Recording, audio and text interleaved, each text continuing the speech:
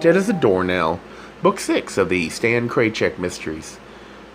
Author, Grant Michaels. Publisher, St. Martin's Press, New York. Narrator, Eric Aust.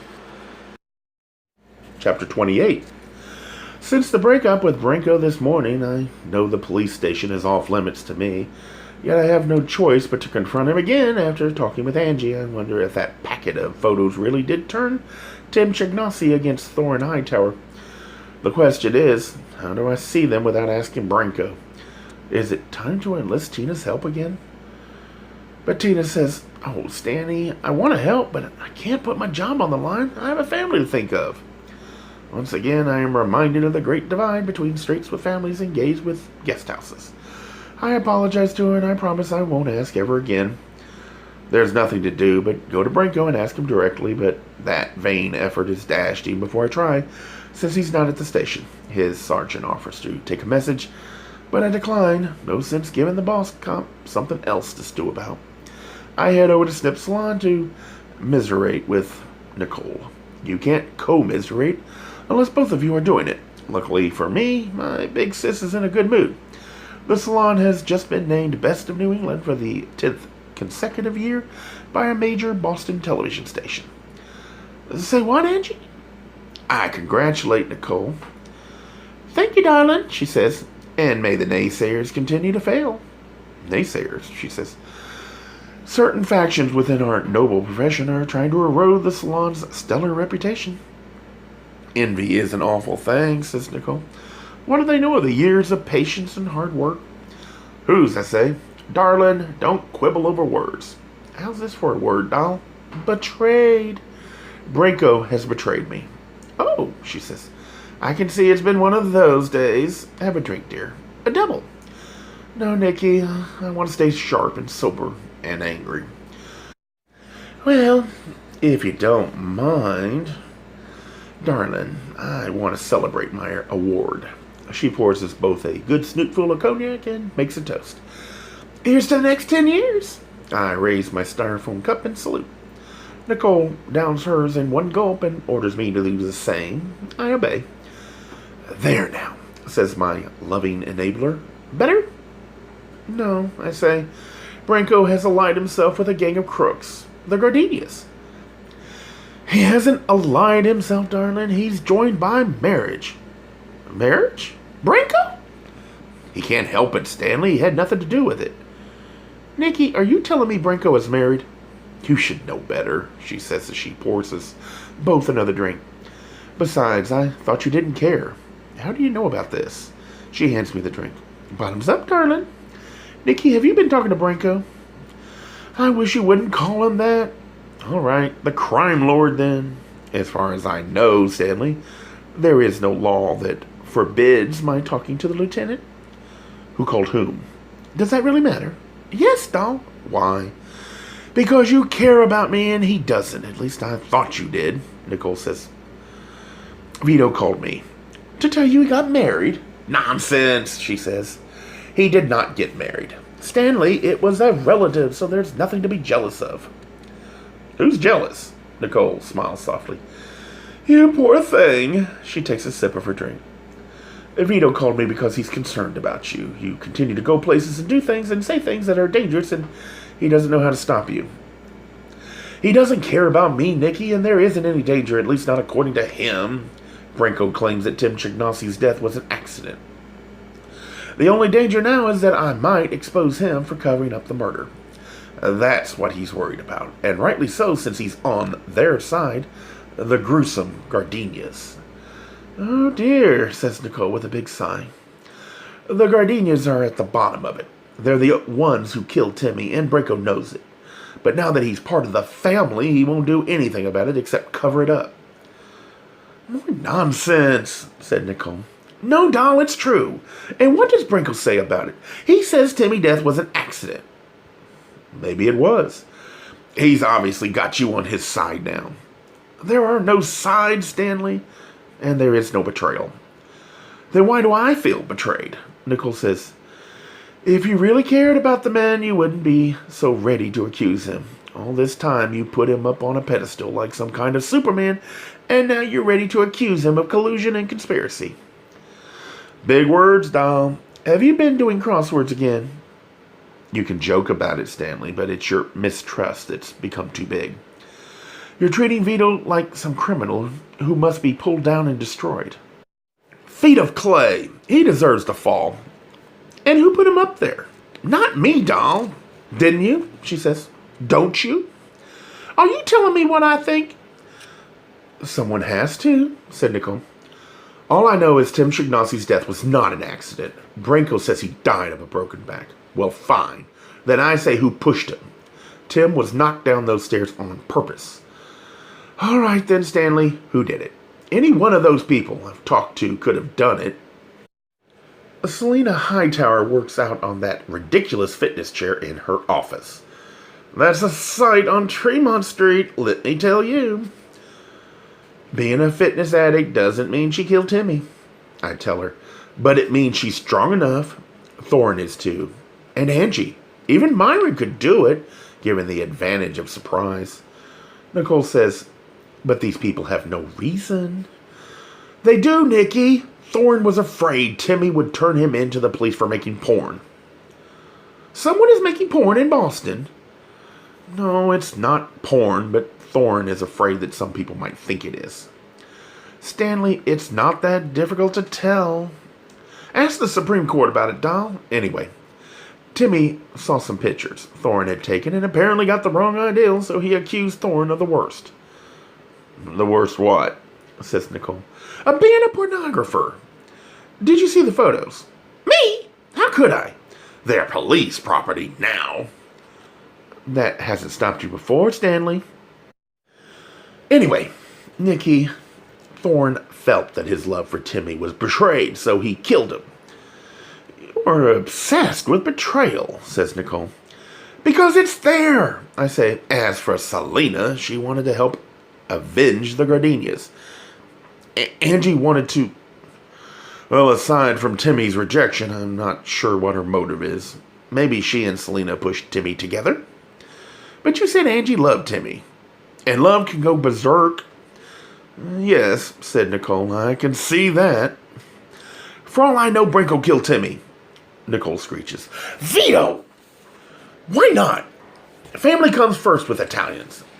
Maybe killing Timmy was an initiation rite for Branco to become an official member of the Gardenia dynasty.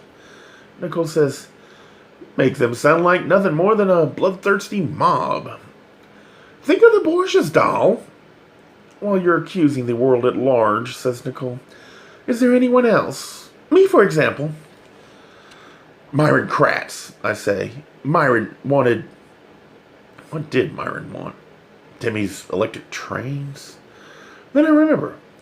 Myron wanted revenge for when Timmy humiliated him at the home show. Stanley, you're grasping at straws. It's no wonder the lieutenant is so concerned about you. Just hearing you talk like this, I'm worried too. And I know you. At least I thought I did. Don't worry about me, Dom. I'll take this right to the top if I have to the Supreme Court. Oh dear, shades of Selena Hightower now. I am becoming all of my suspects. I'm willing to fight this to the end, even if I'm alone all the way. If you keep up on like this, says Nicole, that's exactly how you will end up. Alone. So, you're deserting me too? No, she says, but I'll stay back here on Earth waiting for you to land. I only hope it's a soft landing. Then maybe you'll come to your senses. Do you think I flipped my lid? Nicole says, you are being awfully stubborn, darling. Unreasonably so. It's bordering on irrational. But what if I'm right? As if to signal time out, Nicole lights a cigarette. She takes 2 deep drags, and she pours us each another finger of cognac, which she insists that we drink. Then she takes a few more drags. All right, then, she says, just for argument's sake. Let's say there's a chance that Timmy's death was not an accident. See? Even you admit to the possibility. Nicole holds up her hand to shush me. Just let me say this, Stanley. Now, is it possible that you might be looking too far afield for an answer? What do you mean? She says, Maybe it's not a big construction company that killed young Timmy. Maybe it's not familial retribution against a young contractor who may have made a mistake. Maybe it has nothing to do with Timmy or you or photographs or anything. Maybe it's just the house. The house, doll? Yes, darling, your house, if you call it that. Then why was Timmy killed? Because he was there, she says. Nothing more. You mean an accidental murder? Perhaps, says Nicole. Or maybe the killer thought Timmy was you. Didn't the lieutenant say something about that at the beginning? Yes, but no sooner did I change my appearance and adopt protective coloration than he said it was an accident. But if I was the intended victim, that eliminates all my suspects, since they would have seen Timmy, not me. Nicole says, maybe it was dark in the house, or maybe who knows? Maybe it wasn't supposed to be you either. Maybe it was a mistake that anyone was killed at all. Nicole sighs. Then again, maybe Timmy really did fall, and all this other business you've been uncovering is just coincidence. No, doll. It makes more sense if it's not an accident. More sense, said Nicole, or more drama. And even if someone wanted to kill you, what would they stand to gain? The house, I guess. Though my death won't guarantee that someone else gets it. Do you know that for sure? Says Nicole. Did you make a will yet? No. Nicole arches an eyebrow. What are you waiting for?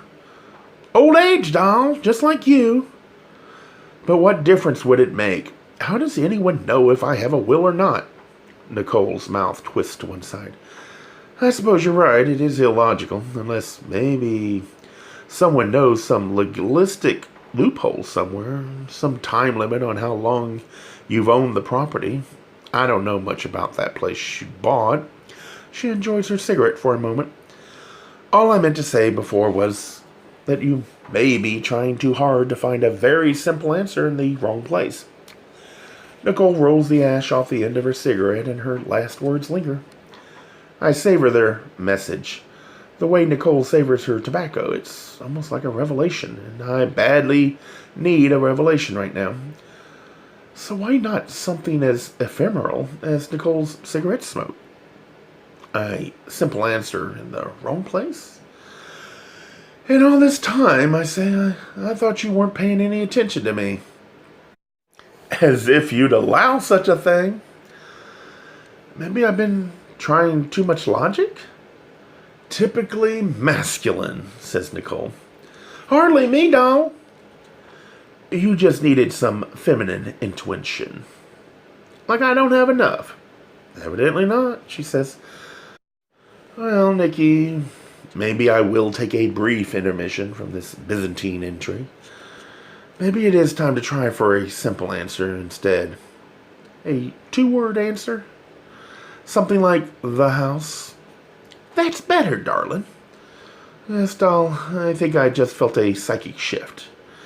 It's time to keep everything simple and calm from now on. No more operatic grandeur. I hope not. I promise, Nikki, honest. There, she says. See how easy it is when you quiet down instead of argue? Now, will you please congratulate me properly on winning that award? I'm going to be on television. You're? Since we've won 10 years in a row, the TV station decided to do a special feature on us. And guess who's hosting the program? Randy! Yes, darling, and it's nice to hear some enthusiasm in your voice.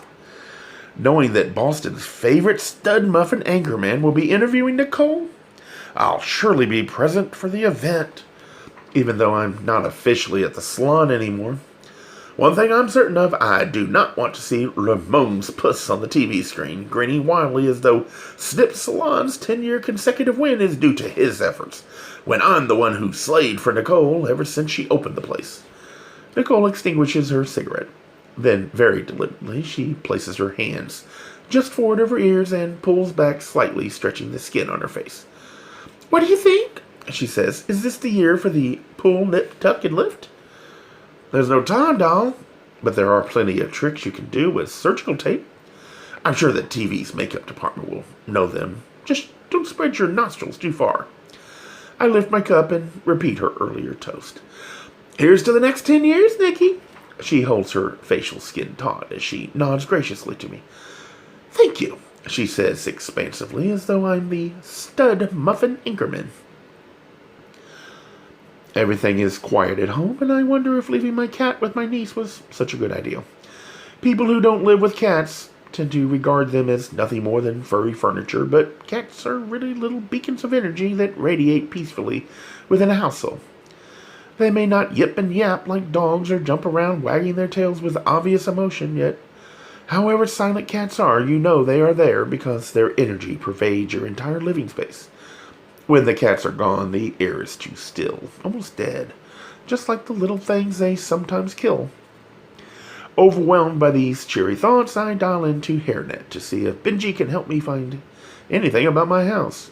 Some peculiar fact or aberration that might lead to that simple answer, hinted at during Nicole's revelatory smokescreen. But first I ask him if he can tell me anything more about the Gardenia clan trying to nail Timmy for their son's Tony's death. Sorry, Pinnekins, he says, but I really told you everything I could find on that scandal, which I'll admit wasn't very much. Are you sure, Benji? Penny pal, I've given you the facts, the gossip, and the invention. I thought there might be one more tidbit. Why don't you ask your cop friend? Now that he's part of the Gardenia dynasty, maybe he's privy to family secrets. That's just the trouble, Benji. He's on their side now. I don't think Branco is ever going to talk to me again. Oh, Penny, are you two getting divorced? It's uncontested. Now I've got to think about the house. The house, says Benji. Stand firm, Penny. Don't yield to the brute. That house is yours. All yours. Don't even give him the back porch. Benji, I meant there may be something about the house that I don't know. Like what? Says Benji. I don't know. I say a loophole, some legal hang-up that might have slipped someone's attention. Maybe I got that property when I wasn't supposed to.